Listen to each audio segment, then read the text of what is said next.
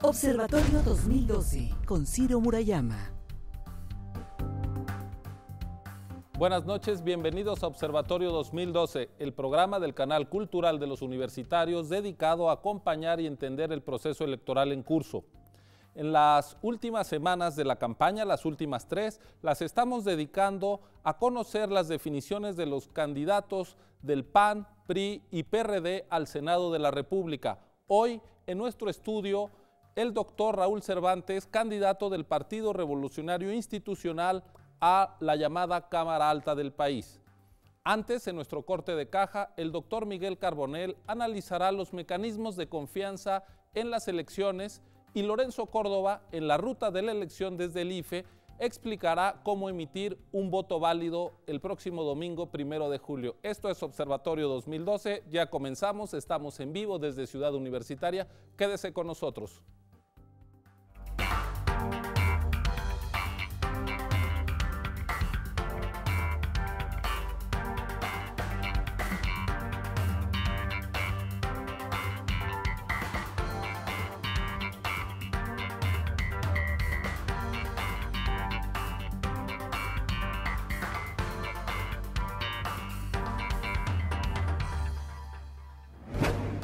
Corte de caja.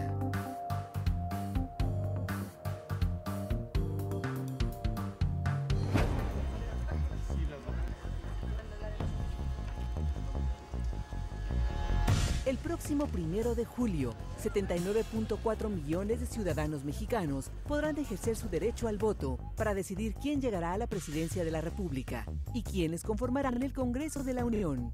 Desde 1996, el gobierno no participa en la organización de las elecciones, sino que esta tarea recae en un órgano constitucionalmente autónomo, el Instituto Federal Electoral. Asimismo, el Tribunal Electoral del Poder Judicial de la Federación es el encargado de calificar la elección presidencial. México ha avanzado como pocos países en la construcción de normas e instituciones electorales. Y sin embargo, la desconfianza sigue presente en el debate político. ¿Es posible alterar la voluntad popular depositada en las urnas? Ese es nuestro tema en Corte de Caja.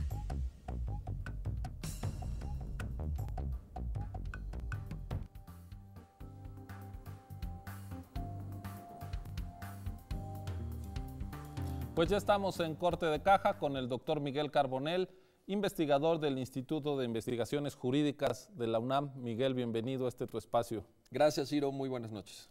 Pues, a pesar de los avances que ha habido en la construcción de instituciones y normas que aseguren el respeto al voto, todavía no se ha desterrado el tema de la desconfianza en las elecciones. Creo que incluso el conflicto de 2006 dio lugar a que se retrocediera en esa materia. Y sin embargo, a ti como especialista te preguntaría, ¿realmente qué candados, qué garantías tenemos para que la voluntad que los ciudadanos depositen en la urna el 1 de julio no sea alterada, manipulada? Bueno, yo creo que vale la pena, en primer lugar, Ciro, destacar el hecho de que el sistema electoral mexicano, a través de sucesivas reformas que no son de ahora, son de hace ya un tiempo, se ha venido construyendo precisamente sobre la base de la desconfianza. ¿A qué me refiero? A que veníamos de una situación histórica de fraude, a una situación histórica muy complicada de falta de respeto a la voluntad popular, de prácticas incluso muy mexicanas, ¿no? El famoso ratón loco, la urna embarazada, los mapaches electorales, y precisamente contra esto es que se va construyendo una institucionalidad electoral en primer término y una serie de procedimientos en cada una de las etapas del proceso que están orientados, estas pautas de actuación de las autoridades electorales y de quienes van a participar el día de la jornada a construir confianza. De tal suerte que desde el momento en que se construye el padrón electoral, es decir, quién puede votar, ahí hay una serie de mecanismos, de candados de auditoría donde participan los propios partidos políticos. Es decir, los partidos políticos van acompañando en cada una de las etapas de construcción del padrón, pues para ver que no estén registradas personas que no existen, que no haya duplicidad donde una persona esté registrada en dos lugares distintos, y todo esto es auditado permanentemente, insisto, en cada una de las etapas. O sea, diríamos la primer ancla para fijar la credibilidad es que voten quienes deben hacerlo, es decir, ciudadanos reales y que nadie sea excluido artificialmente de la lista nominal, como ocurrió en el pasado con los llamados fantasmas votantes o los rasurados del padrón. Eso ha quedado atrás, digamos. Ha quedado atrás y eso nos da confianza de que quienes van a estar participando, efectivamente, como dices, ni van a estar los muertos votando o ciudadanos fantasmas, pero tampoco se va a excluir a nadie. Y esto, insisto, a través de una serie de mecanismos de confianza. Ahora, ¿qué más tenemos, Ciro? Tenemos el día de la jornada electoral y esto es muy importante. Cuando un ciudadano acude a la urna, tiene que presentar su credencial para votar con fotografía, que no es cualquier documento, que no se puede falsificar porque tiene sellos de seguridad, tanto visibles como invisibles, a través de una serie de fibras, de construcciones, pues que tienen, que generan esa confianza.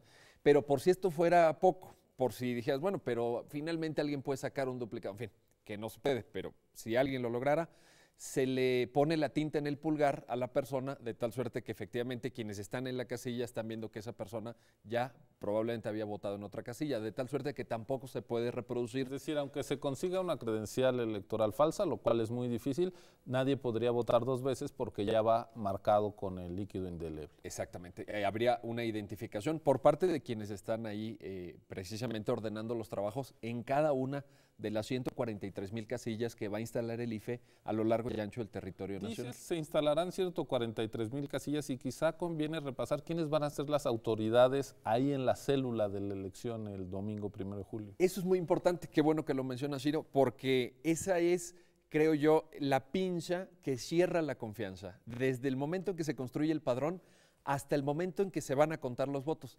¿Quiénes van a contar los votos? Esto es muy importante. Son ciudadanos como nosotros, Ciro. Son vecinos de la demarcación, precisamente, que fueron, por cierto, elegidos a través de un proceso de insaculación por el número de letra con el que inicia su apellido. De tal suerte que tenemos toda una serie de mecanismos, incluido este último, en donde verdaderamente yo creo que la posibilidad de un fraude es absolutamente remota. Y de un fraude masivo es imposible, porque habría que poner digamos, en línea a tantas personas de tan distinto origen, seleccionados de forma aleatoria, sin ninguna conspiración previa, etcétera, que esto realmente no puede suceder. Y yo pondría énfasis en esto que señala Ciro.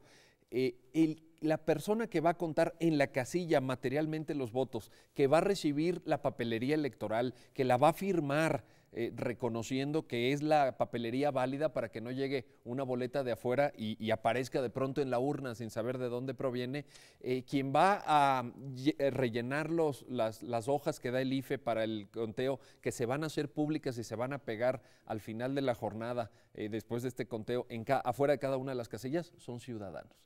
Son ciudadanos comunes y corrientes, preocupados por su país, que quieren contribuir, que quieren participar.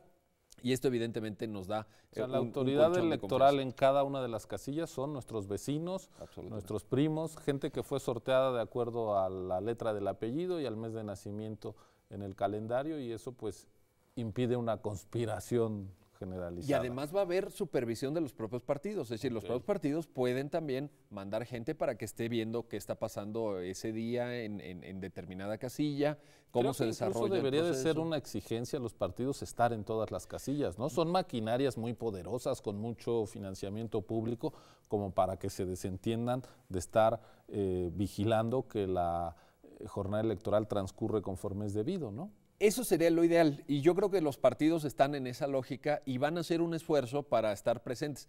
En el registro histórico que se tiene difícilmente se ha logrado porque sí es un número muy considerable, son, insisto, en este proceso más de 143,000 casillas a lo largo y ancho del territorio nacional, unas urbanas, otras rurales, en fin, esto se dificulta, pero lo ideal sería que hubiera una observación completa y un acompañamiento de los partidos, porque también los partidos deben de tener esa confianza de que pueden ir y ver qué está pasando, pueden desde que abre la casilla hasta que cierra, pueden estar presentes en el conteo, en fin, hay una serie de cosas. Ahora, por si esto no fuera poco, y para completar la imagen pues que estamos dando, hay también recursos de orden jurisdiccional. ¿Qué quiero decir con esto? Que hay un tribunal electoral que está precisamente dedicado y tiene competencia para conocer de cualquier posible impugnación.